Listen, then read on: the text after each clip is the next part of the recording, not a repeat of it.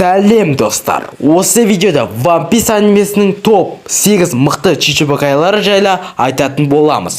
Арнаға тіркеліп ыңғайланып алған болсаң, біз видеоны бастаймыз. Жалпы чичибокай дегеніміз өзінің тапқан табысының жартысын үкіметке беріп, пираттық жазалауға түспейтін адамдар. 8-ші орын Геккамория. Кезінде ол пират болған кезінде оның басына 320 миллион белли тігілген екен. Жалпы оның қасиеті кез келген тірі жанның көлеңкесін жұтып алып, өзінің пайдасына қолдана алады. Жалпы мен үшін бұл ең жек көретін чичибокайым. Мен оны осы 8-ші орынға күш жағынан да, харизмасы жағынан да 8-ші орынға қойғым келіп отыр. 7-ші орын Бартоломей Кума. Оның басында кезінде 296 миллион белли тігілген болатын. Жалпы оның қасиеті Нарутодағыдай Расен Суеркен жасау әдісі бар. Ол айналадағы атомдардың барлығын біріктіріп, адамға жіберіп, оны жойып жібере алады. Және де оның сол қолына тиген кез келген адам басқа бір жаққа телепорт етіледі. 6-ші орын Крокодайл. Оның басына кезінде 81 миллион белли тігілген болатын. Жалпы оның қасиеті құм логиясы. Тағы да ол кез келген тірі табиғаттың суын сіңіре алады. 5-ші орын Дофламинго.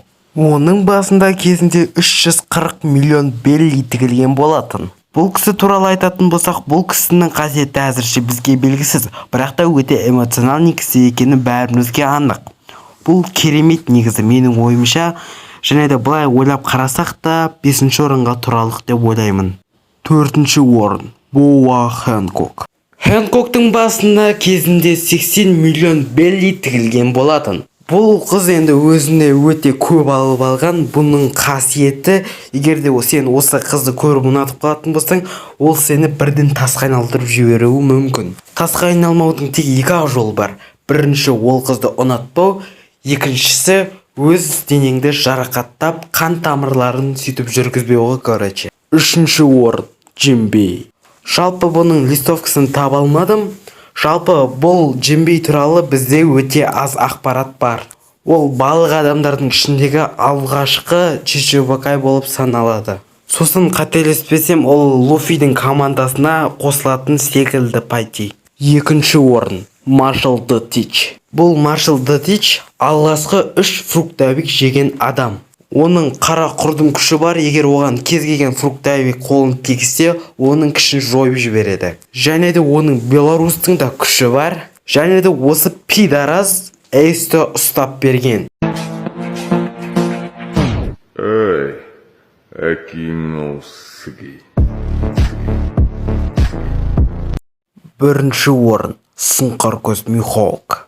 Оның басында кезінде 2 миллиард 76 миллион белли тігілген болатын. Ол туралы ақпарат айтатын болсақ, ол сол әлемдегі ең мықты қылышкер, Зораның ұстазы, және оның көзіне қараған любой адам мандыраш ұстап қалады. Достар, осылайша видео аяқталды. Бұның барлығы менің ойым. Сіздер қалай ойлайсыздар? Ойларыңызды комментке жазыңыздар. Осымен видео аяқталды. Қош, сау болыңыздар.